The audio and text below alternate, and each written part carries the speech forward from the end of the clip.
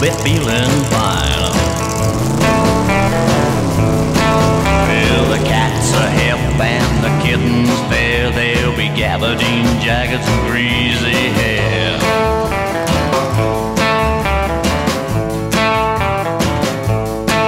Well, the atmosphere's a pumping and the time is right. Well, time to cut loose and party tonight. Well, the DJ's playing a track that's hip on. You'll be bobbing around like you flipped your lid. There'll be racks of clothes and records rare. There'll be gabardine jackets and greasy hair.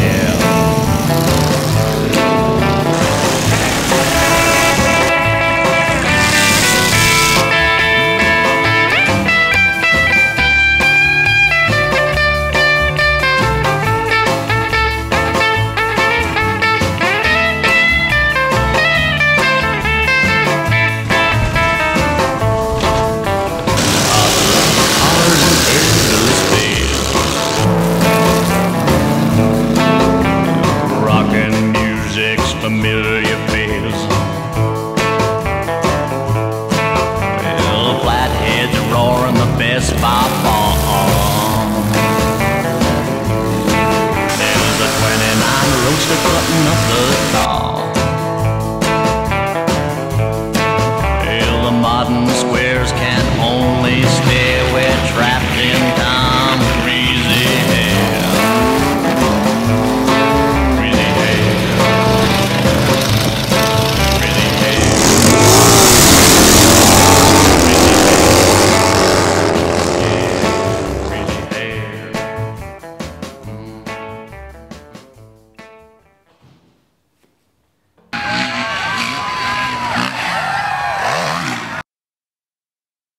So Newstead is just up the road from Castlemaine, or Castlemaine, as Victorians say, which is the hot rodding capital of Australia. It's one of the birthplaces of hot rodding here. One of the things is where it's at is kind of unique.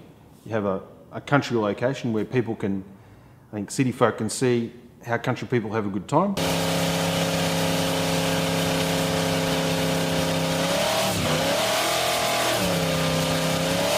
This happens in towns all over Australia. But for a place that's an hour and a half outside of Melbourne, the city folk can go there.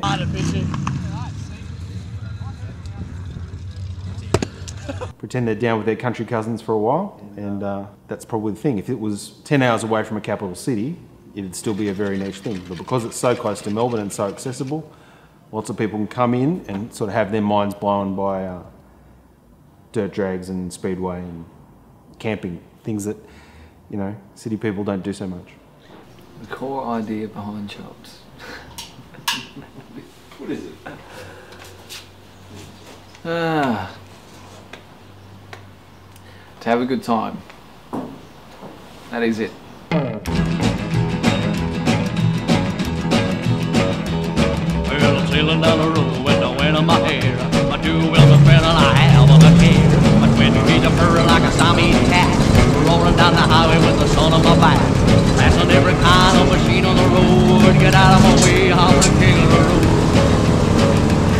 Now there's a custom sled, it's coming up from behind. It's chopped in section looking mighty fine. The shark wheels trying to take a bite. Yeah, but my little Bonnie's always up for the fight. Open up the throttle, take off with a roar. I'll get out of my way, I'm the king of the road.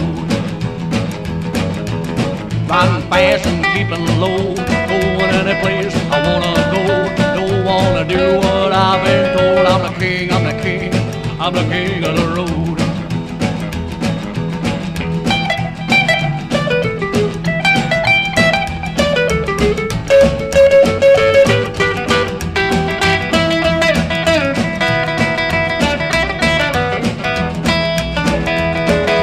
Buddies and me, we're heading out tonight. My jacket and jeans, man, we're really a sight. We ain't out for trouble, but I gotta say, we won't back down if it comes our way. We jump on our bikes, take off with a roar. I get out of my way, I'm the king of the road.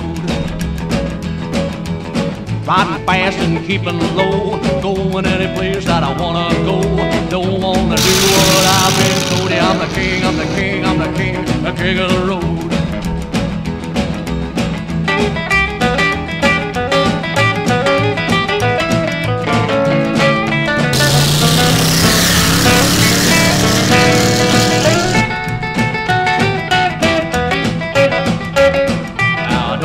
Much of that couldn't be wrong, just a fast motorcycle and a hillbilly song. A joint that's a jumping with the honky-tonk sound, bass that's a slapping the music real loud. Do anything, even sell my soul. Well, I'm hoping and I'm praying that I'll never get old. Riding fast and keeping low, going any place that I wanna go. Don't wanna do what I've been told. Yeah, I'm the king, I'm the king, I'm the king, the king of the road.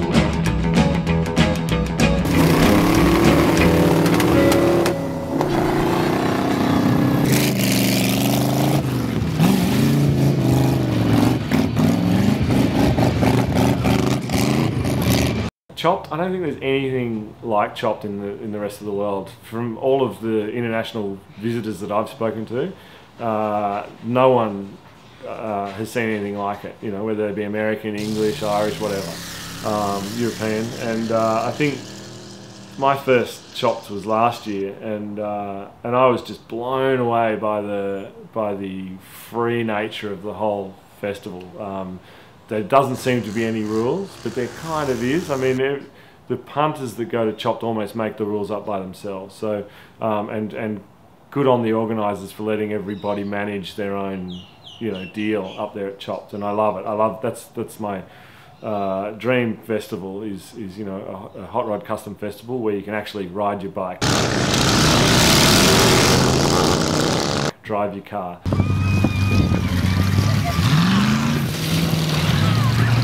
See some music. Barbecue. You can light a fire there at Chopped. There's no other festival in Australia that allows you to do that.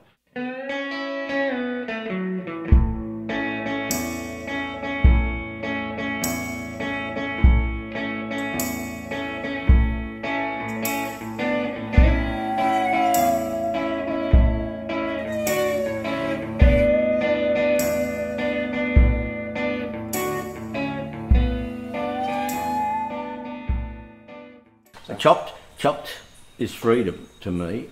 In this day of legislation and over control, Chopped is one of the last bastions of fun left to us, providing we behave ourselves and don't ruin it for ourselves. Yeah. Outings like Chopped and other automotive off-road things are necessary to give somewhere for people to blow the steam off. Actually, I have so much fun there that I haven't even got time to get drunk, which is, I like a drink, but I hardly drink at all at Chopped. I just enjoy it so much. I just enjoy driving the car sideways and trying to control it. If I can get a complete lap of that track without moving the steering wheel, it's the ultimate to me. I've only ever done it once. Dukes of Hazzard going round the roundabout. Yes, well, sliding's control. It's not so much speed, but control like drifting. Well, drifting's the newer version on bitumen, but dirt track, that's always interested me, to be able to drive a car sideways in control and basically looking out the passenger window. Like with drifting, you've got to kick that car and get it going and then drive it on the throttle. But you've got to throw it in hard so it'll keep going sideways and not go forward when you accelerate. I like it when it's wet and muddy and slippery. I don't make dust. I can see and I can slide. You don't have to knock yourself out, have fun. It's just natural. Just get in a car and enjoy it, whether you're cruising or sliding or dragging. And you can drive things around that the safety Nazis won't allow us to. It's just a lucky car, it just goes quick. Before this engine, it had a small block Chevrolet, a 305 engine out of a Mercruiser boat that I got very cheap, and it turned out to be quite a powerful engine. But it was unfair to the other drivers because it was an overhead valve and reasonably high performance engine, so I removed it and put this Ford V8 in that I built for my street hot rod and was no longer using, and it goes nearly as good. It's just, the good engines help a lot, you get you mobile and you can also drive out of trouble if you've got a little bit of horsepower there.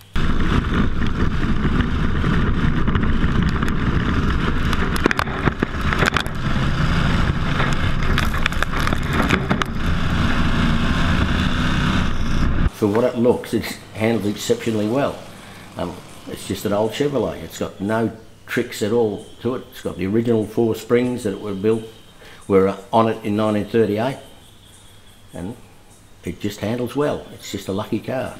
It's all made with junk like all our cars, or my cars are. Nearly everything around here, apart from one I've imported from the US, is made up from discarded rubbish. You know? And the perfect engine, simplicity.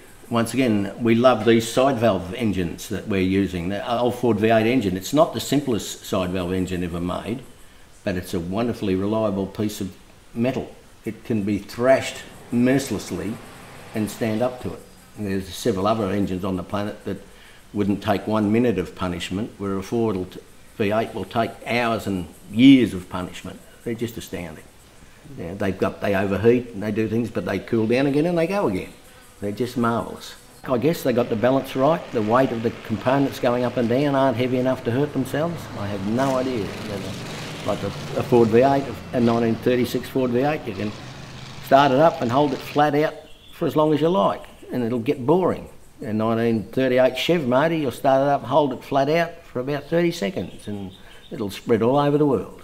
You know, it just, the weight of the components is wrong.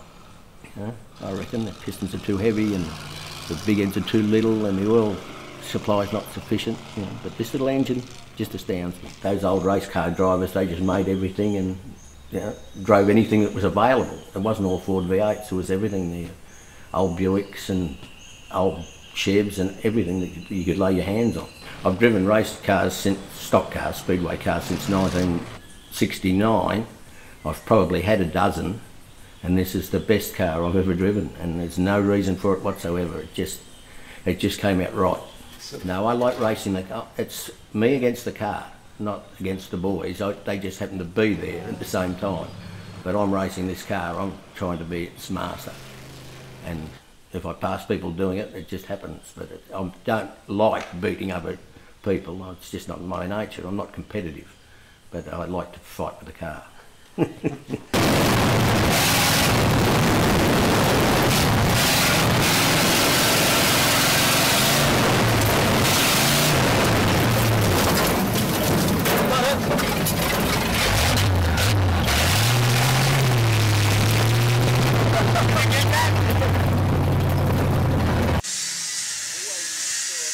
The Spades is a real club. The guys are all just car aficionados and not the most expensive or the best cars. They just love old cars. The club has no politics and it's simple. They run it really simple. They buy a couple of crates of beer per meeting. You buy them at a cheap price per stubby, and that sort of funds the club. When we got the Aces of Spades together, we decided to do spirited demonstrations, which makes it look like racing instead of just a parade of cars. We're all semi-retired, and it's just a social get-together, but it's constructive as well.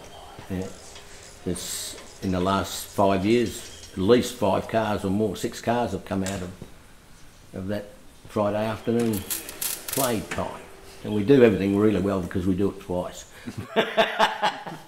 I'm lucky with all my cars, actually. I mean, they've all come out better than I expected them to, considering the amount spent on them. We don't just go to a parts bin and spend money like a lot of hot rodders. We source it and use what's available, what can be modified to suit. I feel that cars are things. You know, we've created them, but we've made a wonderful, wonderful thing in the automobile.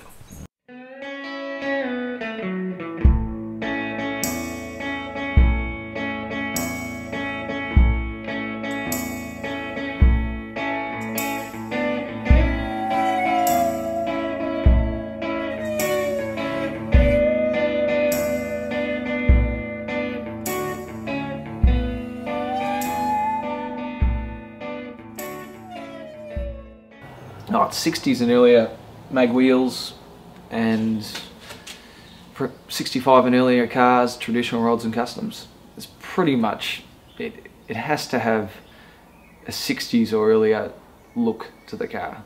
And guys will build 70s style cars and then try and run them and crack it when I say, you know, it's not a 60s vibe car. With the pre-65 and the strictly pre-65 style of hot rod or custom or whatever it is, so you know, no billet and all that sort of thing, I think that helps the event as well.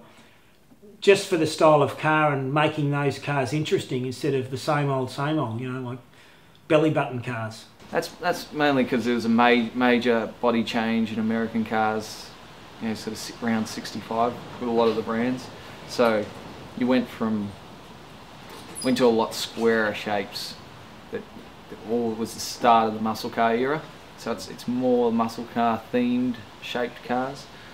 You still get a lot of people customising them, but it was just figured it was a good cut-off because 64 had a lot more curves on the cars, but 65 was a bit of a bridging year for that. So you still had some cars that were quite curvy in 65. So it just seemed like a good time to cut it off. I mean, you got to draw a line somewhere. You can't like just keep going, oh yeah, we'll do 1970 and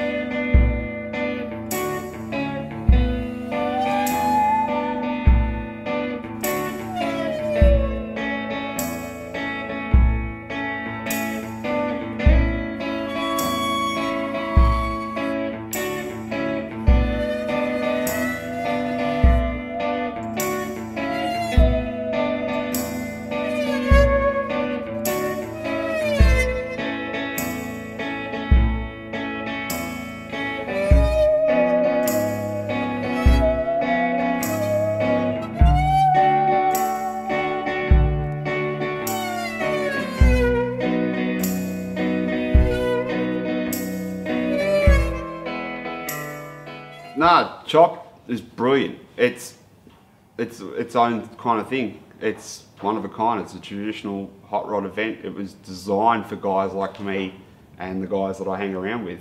The fact that, you know, Ryan, Kyle and Will are in my car club, I mean, that's, you know, convenient. I'm really happy with how it went this year. Like for the guys, like it went off, you know, there were a few headaches, but you know, seemingly it ran a little bit more flawlessly than what it did in the previous year. Like 2013 for me, it got to the point where I was thinking it's probably not for me anymore. The year before that was sort of like my highlight, probably because I built this car for Chopped. It's definitely a good, like I'm not going to knock it, it's a great thing. It's good, like you get to meet up with all the guys from all over Australia that are into the same thing as you. If they're there for the cars, you get to hang out, you get to talk, you get to sort of look over each other's new builds, what you've done this year. You know, you might have small talk throughout the year via social media or something like that, or maybe they might come over for a weekend and get to hang out, but it's a solid weekend of, it's like a caravan park for gearheads.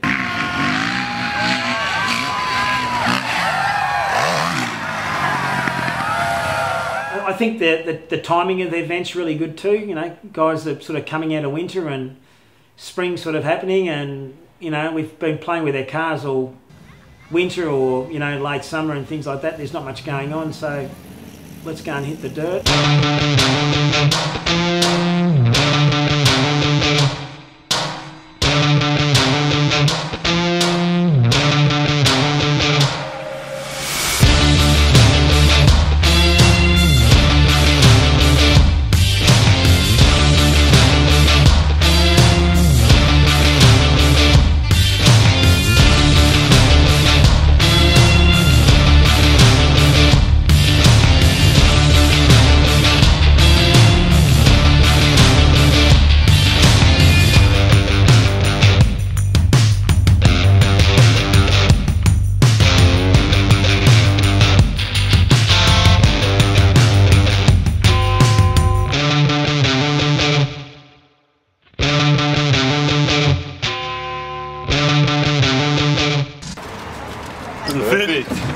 You gonna race this?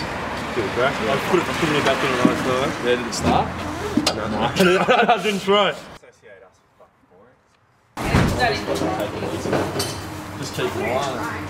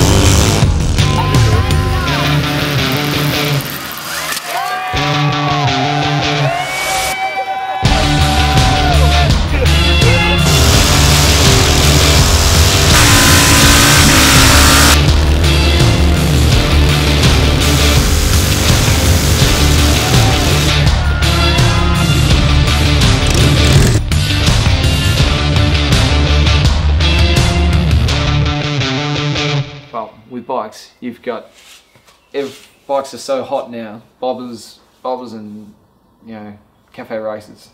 So I understand everyone's got to start somewhere, but you've got everyone building, all of a sudden gotten into bike building in their garage, using absolutely anything they can get their hands on, which is great. But we try and keep it to, you know, traditional style bobbers and choppers with larger engines, no stamped frames, postie bike stuff. Try and keep smaller engine stuff out unless it's a really, really well built bike. And no later bikes, because that's the thing with motorbikes, they're so much easier and quicker to get done than building an entire well-built car. So if you leave it wide open, you will not get a car running on that drag strip. It will just be bikes all day. And it was getting like that last year. So we tightened, restricted it a lot more.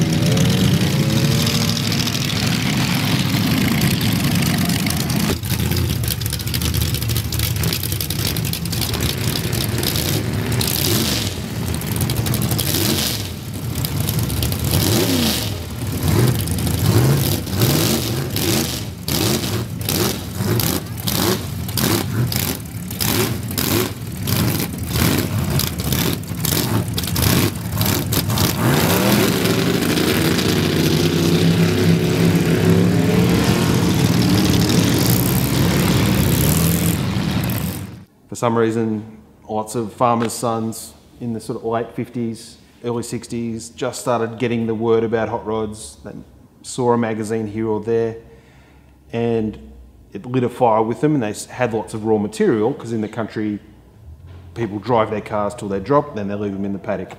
So the plate joint is just littered with early Fords, and these guys started making hot rods, and some of them, you know, literally wrote letters to the guys in the States and said, how do we do this? And these guys replied back with diagrams and this is what you need to do. Yeah, sort of pioneering hot rodders in that area, sort of Eddie Ford, Peter Swift. There's, you know, you could name dozens of them. They're the guys who were right there at the genesis of it. A little bit later is Rod Hadfield, who's just a massive figure in the scene. Had a whole number of firsts. He's done a whole number of achievements throughout sort of 4 decades. These guys, you could say, had a big hand in founding land speed racing in Australia and been a big part of that. So they literally founded an industry, founded a couple of publishing empires, all based around hot rodding. Rod, most people would know Rod from his business, which he's now sold, but is called Castlemaine Rod Shop. And that was one of the biggest players and continues to be with its new owners in the Australian aftermarket scene. But all the time since the late 60s, Rod's been building really ambitious cars. He had probably one of the first supercharged street machines getting around. He's built right through to a aircraft engine powered 55 Chev, which was the world's most powerful street registered car at one stage. That car was then sold to the States. And that's a super ambitious car. He's built a thing called the Warman Special, which is a life-size version of a model his grandfather made of this sort of massive beach racer with a crazy aluminium body and I think a tank engine in it. They're just sort of 3 examples of what he's done, and there are many, many more.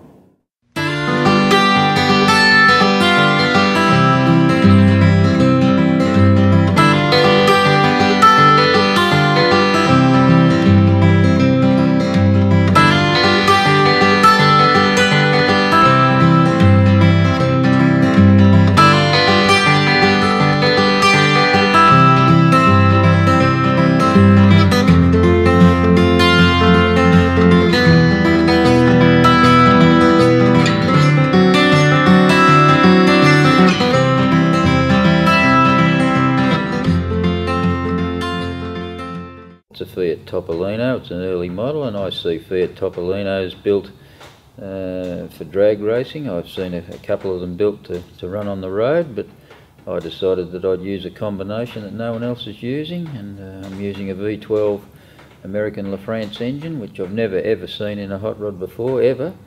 I'm lengthening the car. Most people just make it the same length as it is normally, so I've lengthened the car. I'm putting all the features that I've seen in drag racing cars into a car that's going to be on the road, and doing a lot of little tricky things that no one else has done, to my knowledge. Concept that you see in your mind, you know, and as you go along you may develop a little bit more, a few more ideas as you're going along, but basic idea is right in your mind when you start. It's got to be, because the first things you do are what govern the finished product. There's no use deciding halfway through it that you're going to make it longer. You've got to have the whole thing worked out before you start.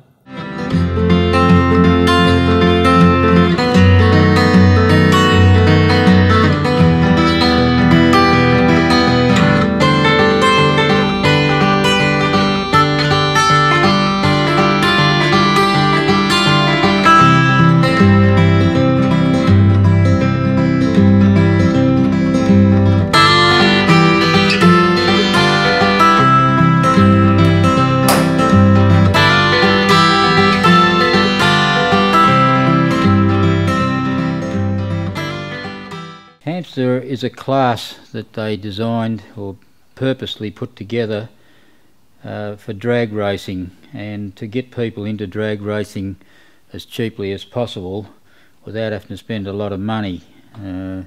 Hamsters can be built to suit whatever the designer desires virtually. There's 17 rules that you have to follow, but they're very basic rules, and this is Hattie's hamster. This particular one consists of a T-model Ford chassis, a T-model Ford front end, XR Falcon rear end, 32 Ford wheels. The body is made up of a 1917 Dodge cowl, because one of the rules in the hamster class is the cowl has to be steel. So it's a steel Dodge cowl, and from there back it's a T-model Ford fiberglass bucket body. One of the other rules is that you've got to use an engine pre-1965. It's not allowed to be an overhead valve in a V8 class, so in a V8 engine, not allowed to be overhead valve. It must be side valve. It's not allowed to be supercharged. It's not allowed to be fuel injected. It's got to be driven by the driver. It's got to have a manual gearbox. So I thought about it, and I thought, what's a big engine that we could use? And what we came up with is a Roots Group comma truck block, and we fitted it with a head off a Humber Snipe to get heaps of compression. The head itself was ported to give it a big port running, and obviously we've got extractors. Carburettors are 2-inch SUs off a Jaguar, and the transmission is a Humber Snipe 4-speed transmission. So basically the running gear is Roots Group. It's a 300 cubic inch motor, and she goes pretty good.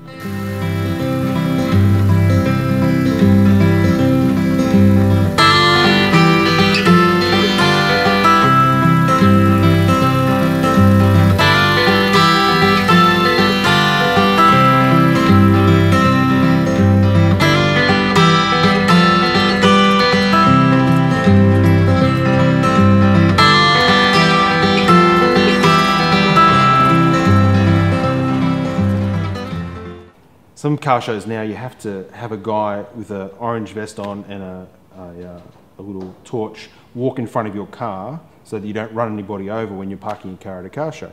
And that kind of rankles with us. We're not kind of into being told what to do. We're not kind of into too many rules and regulations. Chopped is kind of very open. There are some sort of safety things going on there, but it's very much come, have fun with your car, don't hurt anybody, and have a good time. And people really respond to that. And it's kind of one of the last places in Australia, anywhere near a big city, that you can do that. In the bush, there are little car parties and speedway things that, you know, operate outside the bounds of normal rule of law, but to be this close to a city where something this wild is happening is, I think, a big part of the appeal. So, you know, it is the final frontier in terms of people having fun with their cars. You know, back in Rod Hadfield's day, or in Peter Swift's day, or Eddie Ford's day, they could get an old car and tear up a paddock and do donuts and drag race each other, but that is, we're being told to behave and you have to be safe in your cars, and, you know, cars are a weapon. So we hear this all the time, so it's so awesome to go to somewhere where you're allowed to have fun with your car. I'm here, Dan.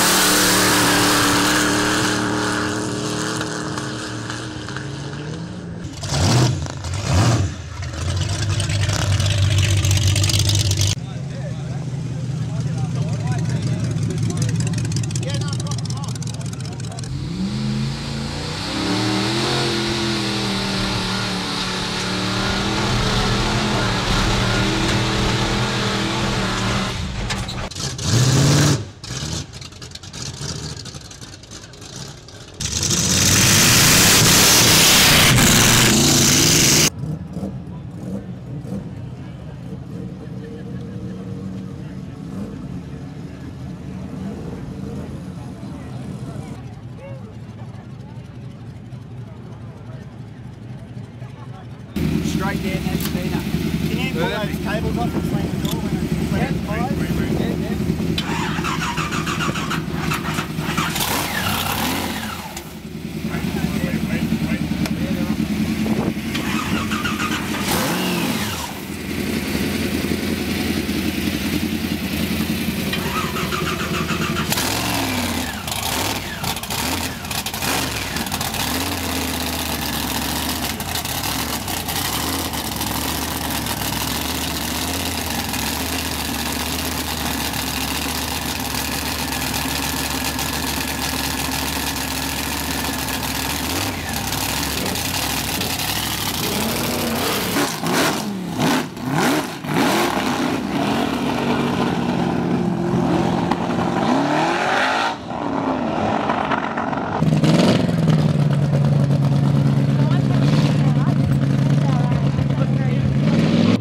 Model A coupe, mid-60s, gas style. And tell us a bit about the history of this car. Yeah, well, it used to be nothing fancy. Alan Burgo's car that got rolled and crashed. He fixed it up a fair bit, and I fixed it up a hell of a lot more after that, and changed just about everything. But yeah, I suppose gas coupes, stuff like that, altered, that sort of thing. Mid-60s, early 60s car, big engine setback, ladder bars, all that sort of thing.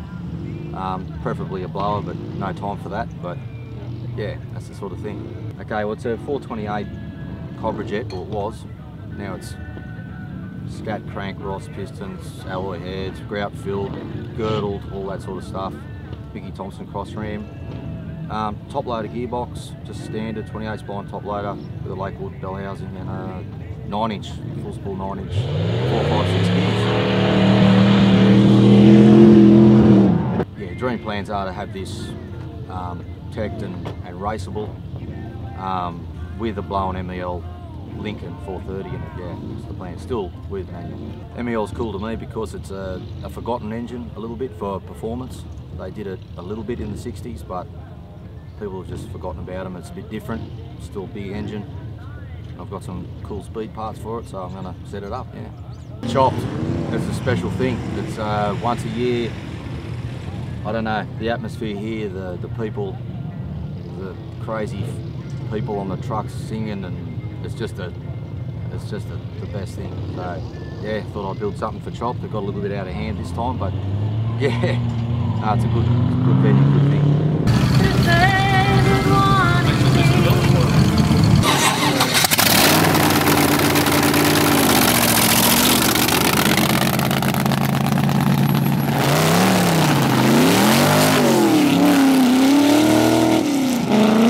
Sunday afternoon, most of the crowds are gone, but there are a few people here who can't let go of the dream, and they're racing basically until we run out of petrol. Then tonight there'll be some, we'll make sure the bar is fully depleted of alcohol, and in the morning there'll be a big pack up and clean up, and then we're all off home.